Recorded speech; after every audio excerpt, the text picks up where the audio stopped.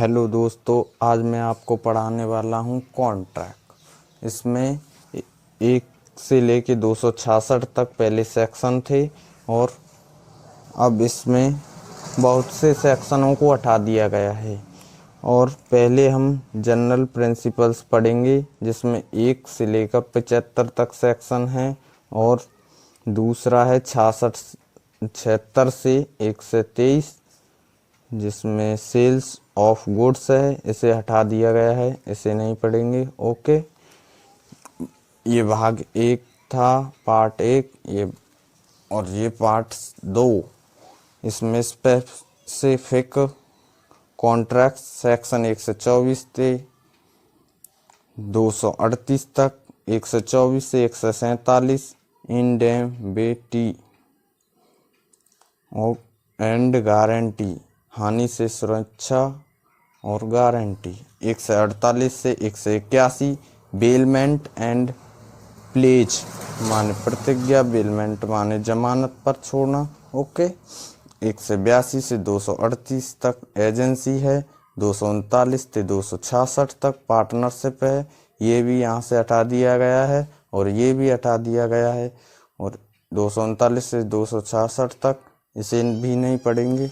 Okay, तीसरा part है law of specific relief section 1 से 142 तक है, पर इसमें मैं आगे जाके आपको बता दूंगा कि इसमें कौन कौन से सेक्शन पढ़ने हैं जो सिलेबस में है। मैंने अभी इसे बहुत बाद में पढ़ेंगे तो इसके बारे में मैं आपको नॉलेज नहीं देना चाहता हूँ।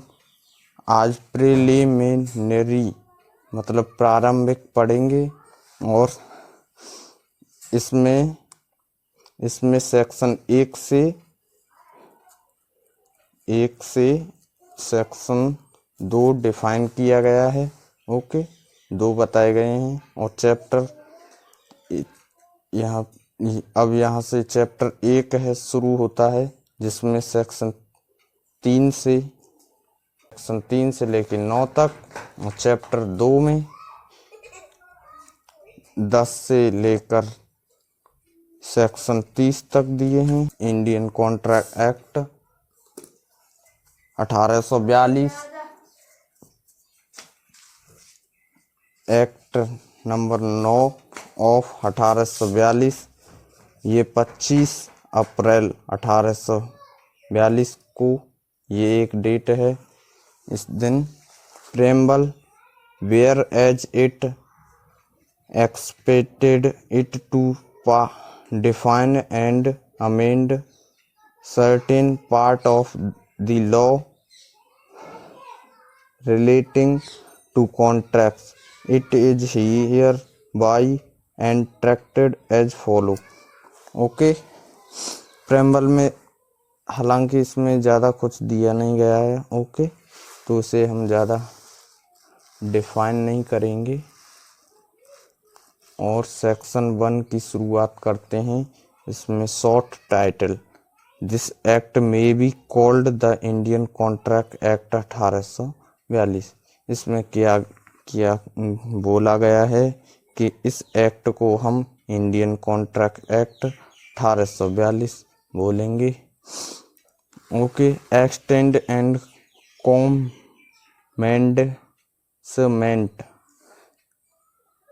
एक्सटेंड में क्षेत्र और कॉमेंसमेंट मतलब शुरुआत या प्रारंभिक। Okay, it's extend to the well of India, ये पूरे इंडिया पर लागू होता है। And it shall comes into force on the first day of September 1842 September. इसके बारे में बोला गया है कि ये 1 सितंबर 1842 को इंडिया पर लागू हुआ था। और ये इसमें दिया गया है, इसमें थोड़ा कुछ खास नहीं है तो इसलिए मैं आपको बताना चाहता हूँ कि अगर इंडिया, ये आगे बता रहा हूँ।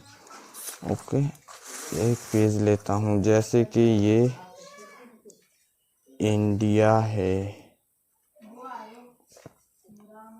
Okay,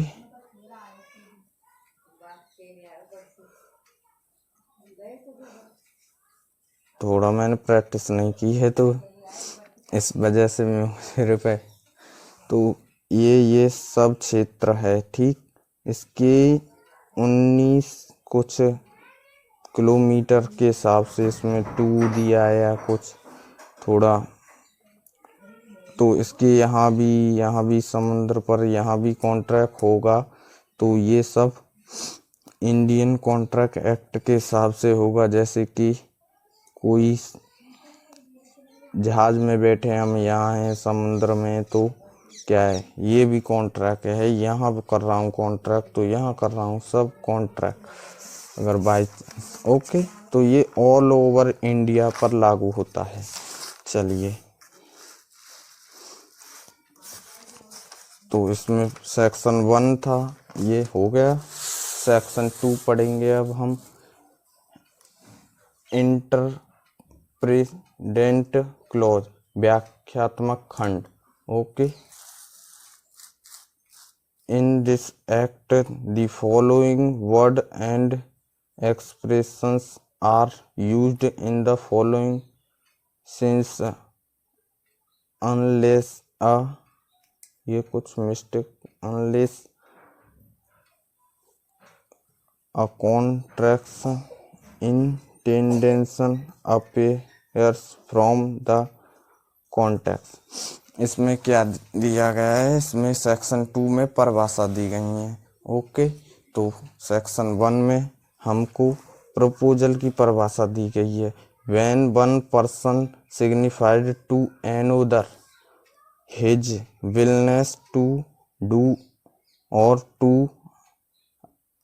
abstain from doing anything with a view to obtain the assent of that other to such act or abstain, he is said to make a proposal।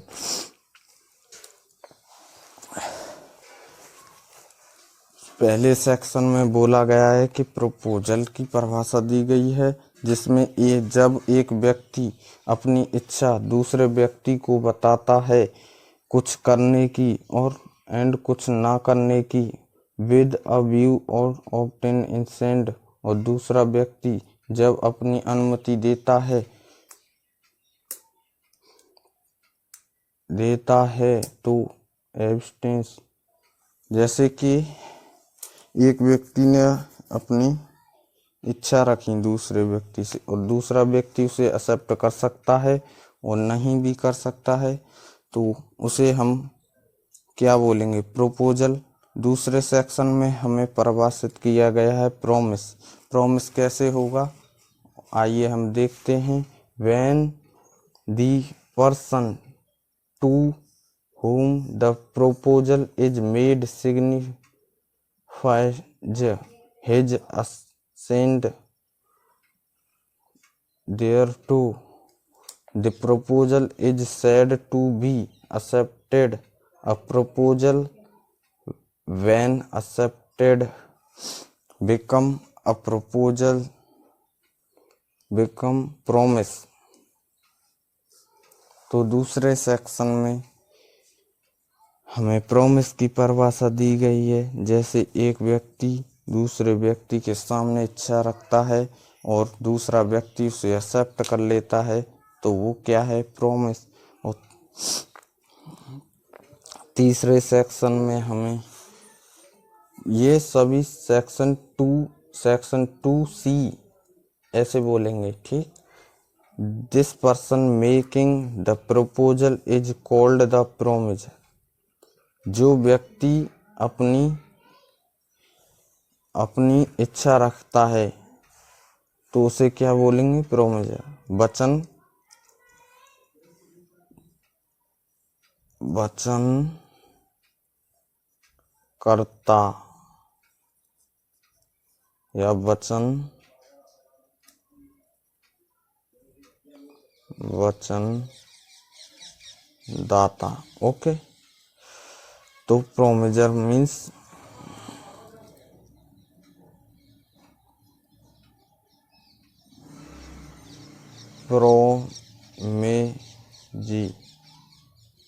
प्रोमेसी और and the person accepting the proposal is called the promisee।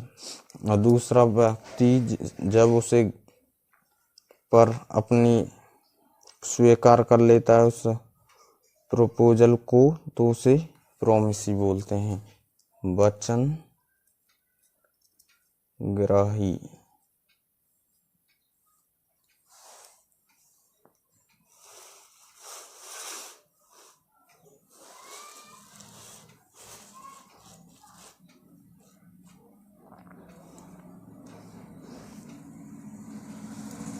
D में दिया गया है हमें consideration when at the desires of the promiser, the promisee or any other person has done or abstained from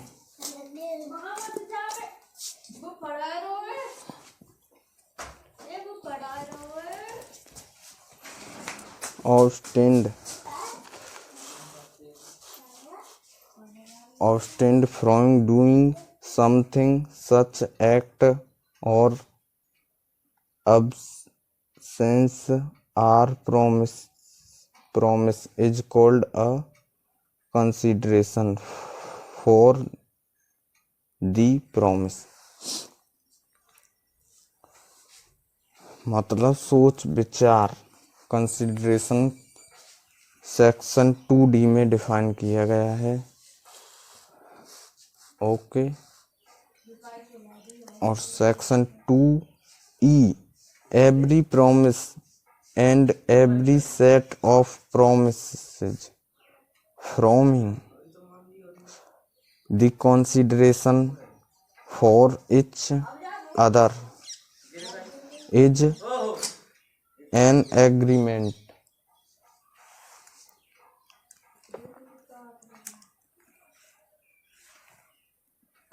प्रत्येक promise और प्रत्येक सो का सेट क्या है? एग्रीमेंट है। Okay, not under the consideration के अंदर आता है। ठीक, section 2F promises which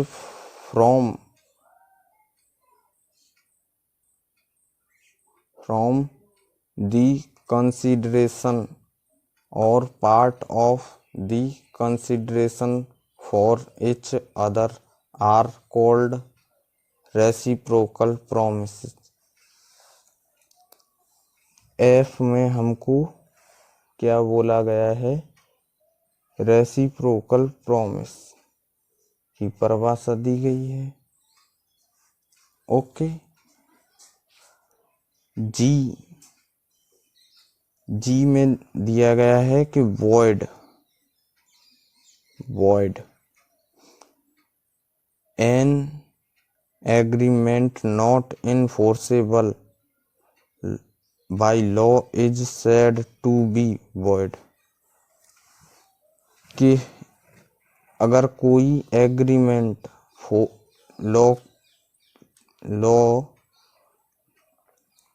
law के द्वारा अगर वो नहीं है तो उसे void हो जाएगा। ओके, void मीन्स शून्य, इनफोर्सेबल बाय लॉ अगर एग्रीमेंट होना चाहिए। ये क्या है? कॉन्ट्रैक्ट के लिए है ये सब। ओके, क्या क्या होना चाहिए, क्या नहीं होना चाहिए। और an agreement enforceable by law is contract. क्या होता है? कॉन्ट्रैक्ट होता है। ओके,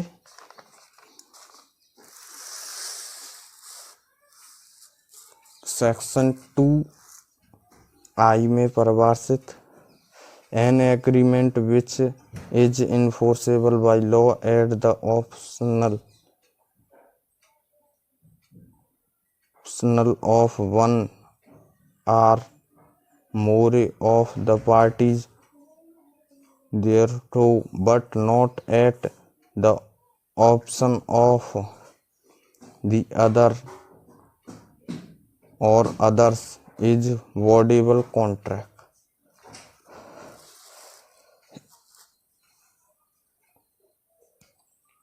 तो इसमें एक 2i में वॉडेबल कॉन्ट्रैक्ट के लिए दिया गया है, इसे हम आगे जाके पढ़ेंगे। सी नोट्स अंडर सेक्शन 19 और 19A में पढ़ेंगे। ओके, इसे बढ़िया तरह से वहाँ परिभाषित किया गया है, ये बड़ा सेक्शन भी है। ओके, तो वॉडेबल कॉन्ट्रैक्ट कहाँ दिया गया है? सेक्शन 2i और सेक्शन 2J में a contract which cases to be enforceable by law become void when its cases to be enforceable। Okay, पहले कॉन्ट्रैक्ट हो गया और बाद में ये टूटने की बताता है। जैसे कि एक पर्सन है, उसने कॉन्ट्रैक्ट कर दिया और बाद में वो मर गया, तो उसके बारे में ये बताता है कि ये कॉन्ट्रैक्ट व्हेन वॉइड कब होगा। ओके, हो सकता है अगर कॉन्ट्रैक्ट पहले से हो गया है और वो वॉइड कैसे घोषित होगा, ये आपको बताता है सेक्शन 2J। ओके, ये J तक थे। अब डिफाइन करेंगे। डेफिनेशन है कॉन्ट्रैक्ट की। The terms contract is defined sorry is section 2H में डिफाइन किया गया है। कहाँ पर? कॉन्ट्रैक्ट को of the Indian contract act 1842 as follow. ये कॉन्ट्रैक्ट वही कॉन्ट्रैक्ट है जो ब्रिटिशों ने बनाया था। ओके, इसमें कोई खास चेंज नहीं है और प्रत्येक एग्रीमेंट अगर वो लॉ के साथ है, मतलब लॉ के नियमों का पालन करके है, जैसे जैसे लॉ ने बोला है और ऐसे ही होता है, तो वो कॉन्ट्रैक्ट कहलाता है। जैसे कि आप इंग्लिश में भी समझ सकते हैं, an agreement enforceable by law is a contract. Okay, दस for the formation of a contract there must be। पहले तो अगर एक कॉन्ट्रैक्ट होगा तो वो एक 100% गारंटेड है कि वो एग्रीमेंट जरूर होगा। ओके, और दूसरा है, अगर किसी एग्रीमेंट को कॉन्ट्रैक्ट बनाना है तो the agreement should be enforceable by law के साथ होना चाहिए। और यहीं पर हम